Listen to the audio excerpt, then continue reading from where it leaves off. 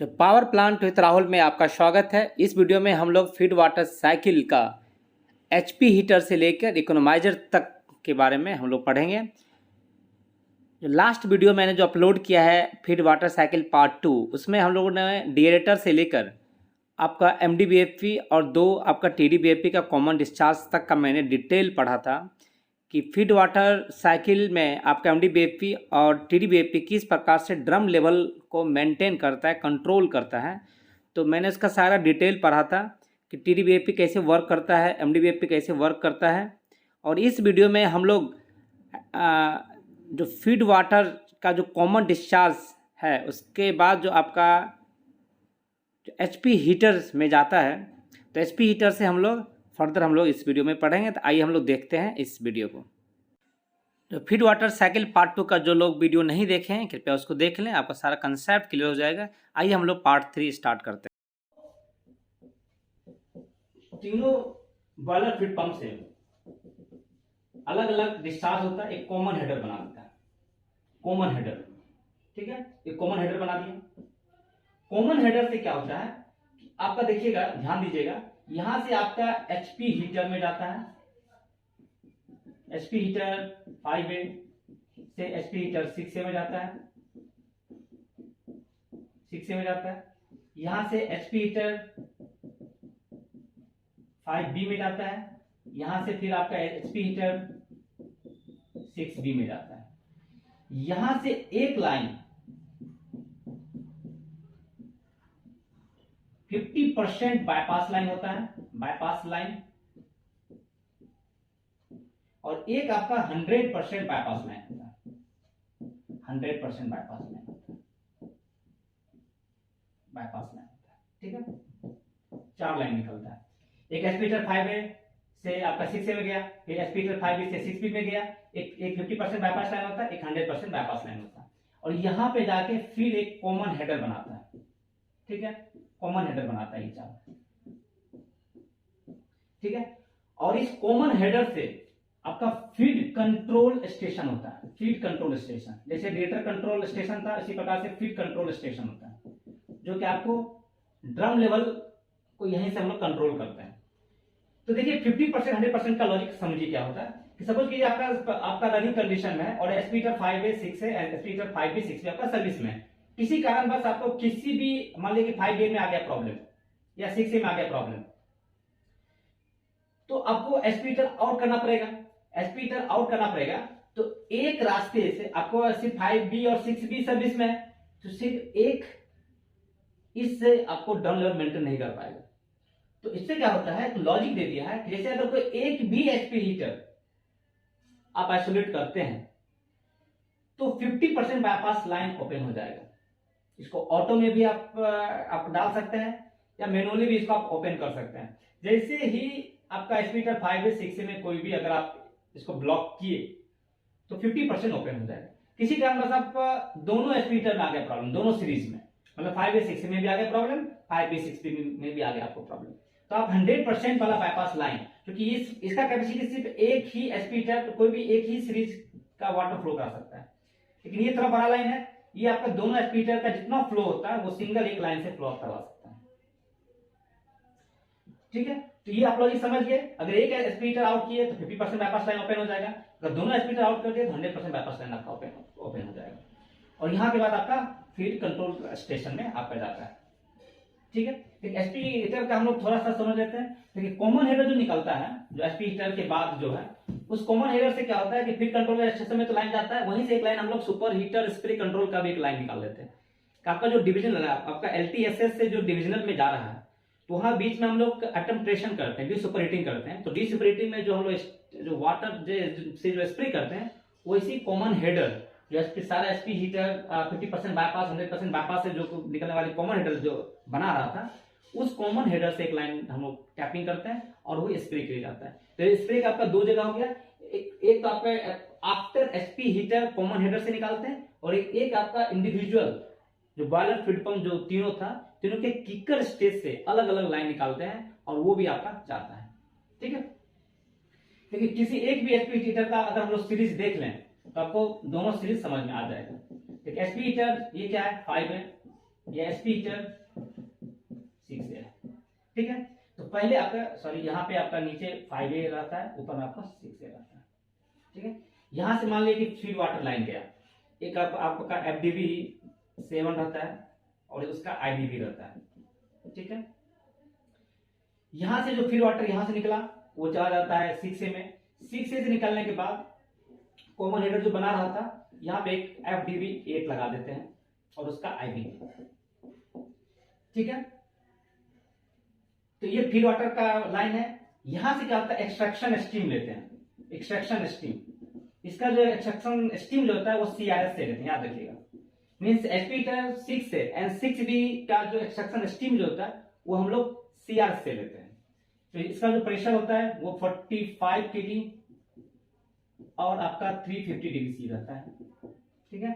और SP heater 5A और 6A का sorry SP heater 5A and 5B का जो एक्सट्रैक्शन स्टीम रहता है वो IP टरबाइन से लेते हैं और इसका जो प्रेशर रहता है वो 17 kg और 410 डिग्री C रहता है, ठीक है।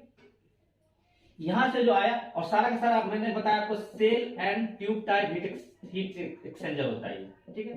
Shell and tube type heat exchanger होता है। यहां से आपका ट्यूब में रहता है फीड वाटर और सेल साइड में रहता है स्टीम।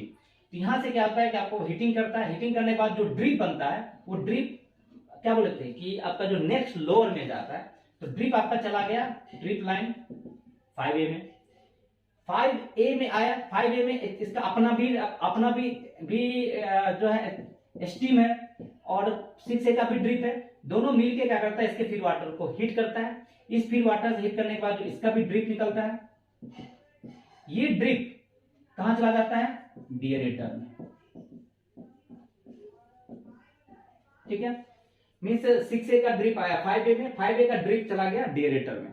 उसी प्रकार एसपी हीटर 6B का ड्रिप आया एसपी हीटर 5B में, 5B का ड्रिप चला गया नॉर्मल ड्रिप, वो चला गया डिएरेटर में, ठीक। एक जैसे एलपी हीटर में आपका नॉर्मल ड्रिप भी था और इमरजेंसी ड्रिप भी था, इसमें भी आपका इमरजेंसी ड्रिप भी है। और चारों एसपी हीटर में 5B में भी आपका एक इमरजेंसी ड्रिप है, इसका भी इमरजेंसी ड्रिप है और 6B का भी है और 5B का भी है।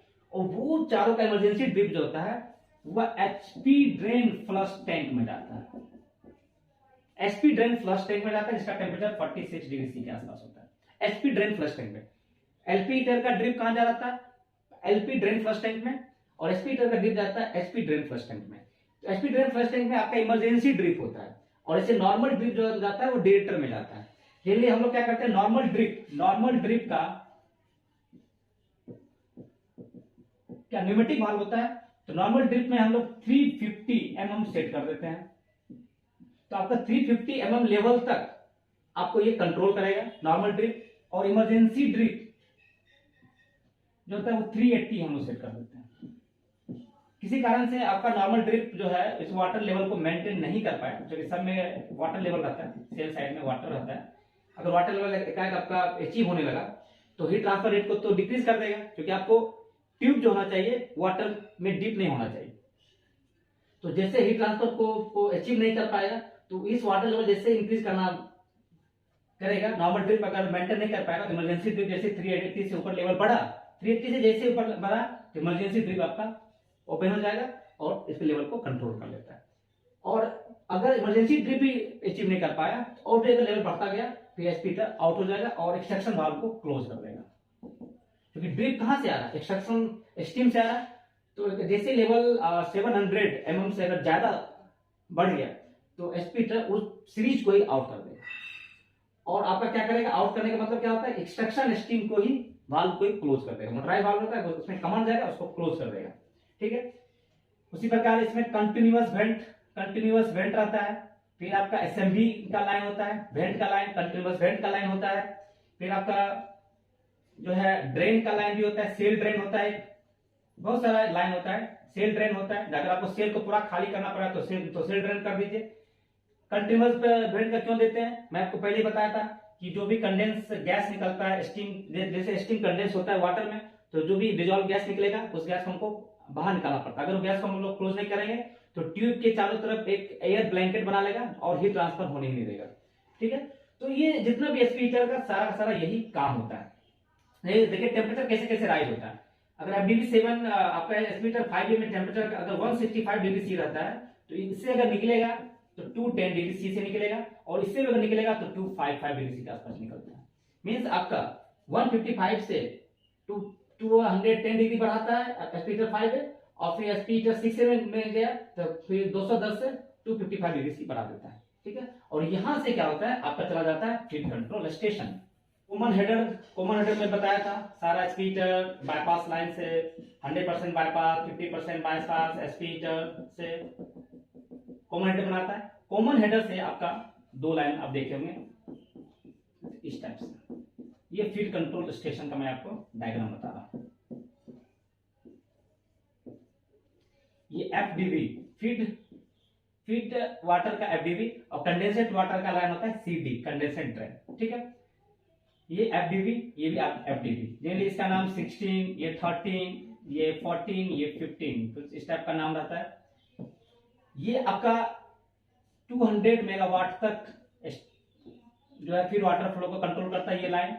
और उसके बाद क्या होता है, जैसे मेगावाट बढ़ता है फीड वाटर का डिमांड आपको इंक्रीज हो जाता है, तो फीड वाटर डिमांड को ये अचीव नहीं कर पाता ये लाइन, तो फिर आपका इस लाइन को हम लोग क्लोज करते हैं और ये लाइन को ओपन करते हैं। पहले इसको ओपन करते हैं फिर इसको हम लोग क्लोज कर देते हैं, और ये आपका 100% लोड तक के लिए।